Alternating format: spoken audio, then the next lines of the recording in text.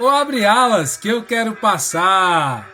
E aí, galerinha, boa tarde, bom dia e boa noite para vocês. Chegando com mais uma aulinha de a melhor aula de todas, aula de literatura brasileira para vocês. Hoje nós falaremos sobre a Semana de Arte Moderna ou Geração de 22, o início do modernismo brasileiro. Vocês perceberam que eu cheguei aqui com um chapéuzinho querendo chamar a atenção de vocês. Por quê? Porque justamente a função dos modernistas era chamar a atenção, quebrar paradigmas com o passado e romper com o academicismo. E é justamente sobre isso que nós vamos falar na aula de hoje.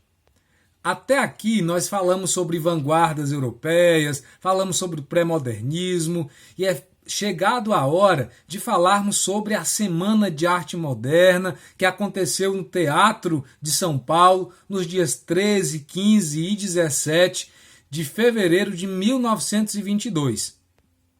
A Semana de Arte Moderna ficou conhecida nacionalmente e até mesmo mundialmente e foi marco literário porque ela justamente tem um movimento, um marco modernista do Brasil, o brasileiro, que foi a Semana de Arte Moderna.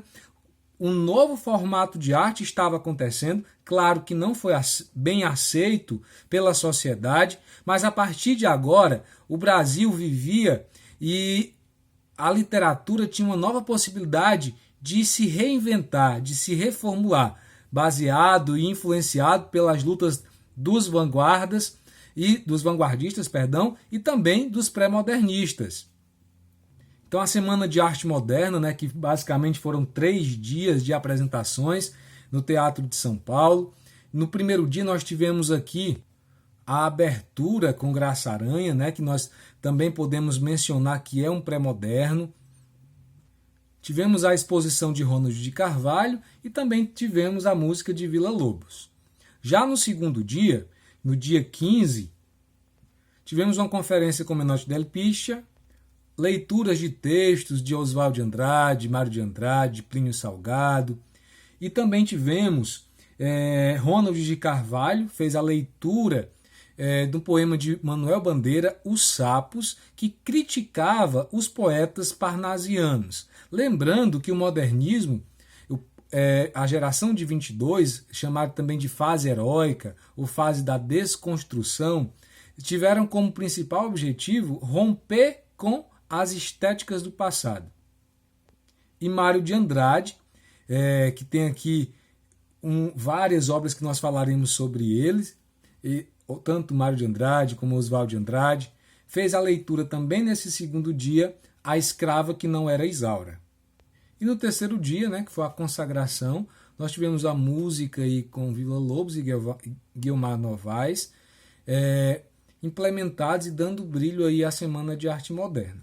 Lembrando que aqui nós tivemos várias críticas de alguns outros autores que não concordavam com a estética dos modernos. Lembrando que aqui nós tivemos na Semana de Arte Moderna representações artísticas, tivemos também aqui na poesia, na prosa, e a Semana de Arte Moderna foi justamente o marco inicial. Nós falaremos sobre autores como Oswald de Andrade, Mário de Andrade. Na pintura falaremos sobre Tarsila do Amaral. Falamos na poesia de Manuel Bandeira. Então nós falaremos sobre muita coisa bacana. E falar de Semana de Arte Moderna e não falar de quem organizou a semana é quase inadmissível.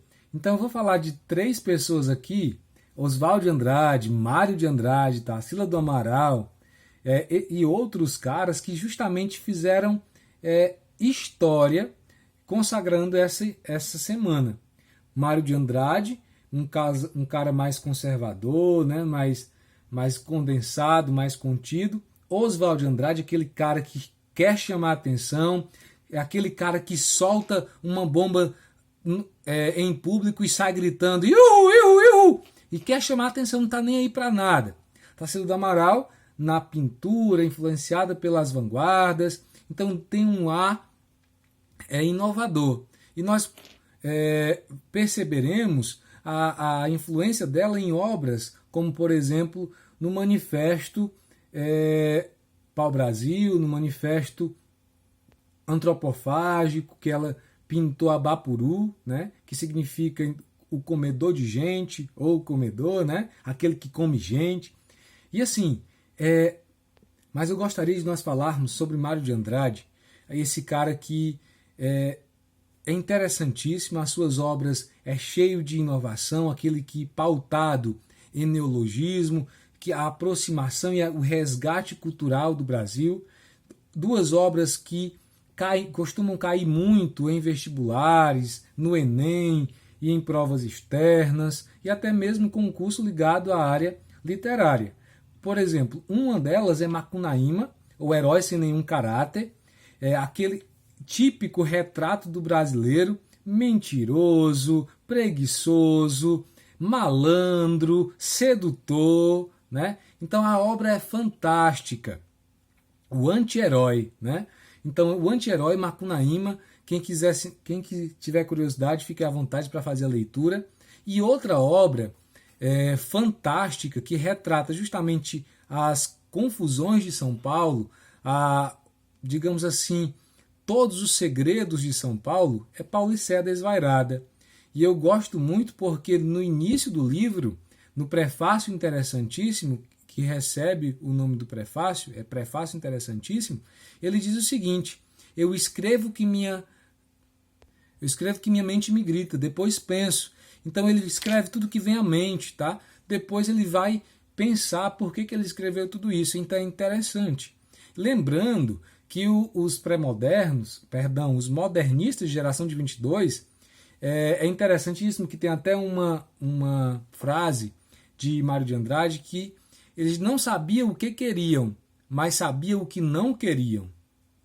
E em Paulicéia Desvairada, ele vai colocar a Terra da Garoa, né, São Paulo, com um olhar de um cara apaixonado por ela, mas também que identifica algumas coisas que acontecem nessa desvairada São Paulo.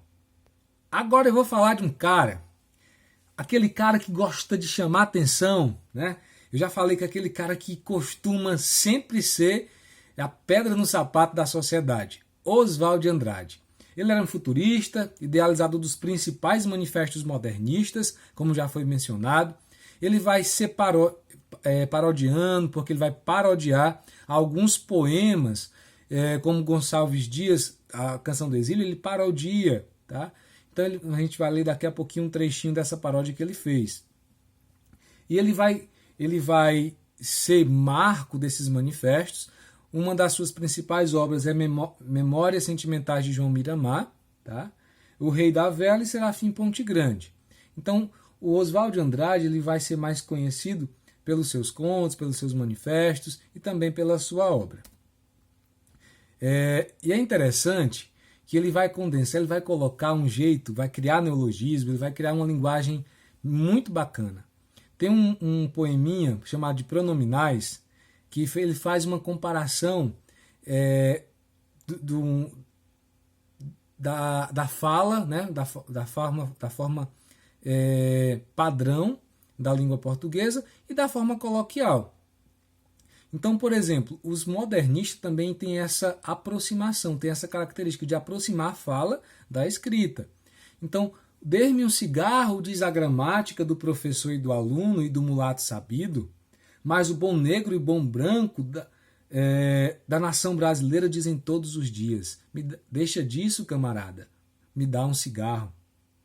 Então observe essa comparação de um português formal e de uma forma muito peculiar da fala, né, a informalidade. E na poesia, eu não posso deixar de falar desse cara que viveu muito, mas não viveu, Manuel Bandeira. Logo cedo, com 18 anos, ele foi desenganado pelo médico com tuberculose, que naquela época era quem mais matava, e disse que ele tinha apenas 6 meses de vida. O cara tinha 18, 19 anos de idade e ficou desesperado. E ficou triste, melancólico e resolveu escrever. E nesse caso, ele começou Meu Deus, eu vou morrer, e passaram 6 meses, passaram 6 anos, passaram 60 anos, e o cara não morreu, foi morrer com mais de 84 anos. Então, ele é peculiar por conta que ele escreve sobre a sociedade em forma muito sucinta. Então, tem vários poemas que eu gosto muito, e eu selecionei um dos mais utilizados nas provas externas, que é o Bicho. Vi ontem na imundície do pátio, catando comida entre os detritos, quando achava alguma coisa, não examinava nem cheirava, engolia com voracidade. O bicho não era um cão, não era um gato, não era um rato. O bicho, meu Deus, era um homem. E para finalizar essa primeira geração, a geração de 22, nós falaremos sobre Alcântara Machado, muito confundido, a obra dele muito confundido com a de Oswald de Andrade e também de Mário de Andrade, que é Braz, Bexiga e Barra Funda, uma das suas principais obras, que é muito confundida com a obra de Mário de Andrade. Então, pessoal, nós finalizamos com a primeira geração, a primeira geração que vai de 1922 a 1930, a fase heróica do modernismo, que tem como seu marco principal a Semana de Arte Moderna. Galerinha, espero que vocês tenham entendido. Abraço carinhoso e até a próxima.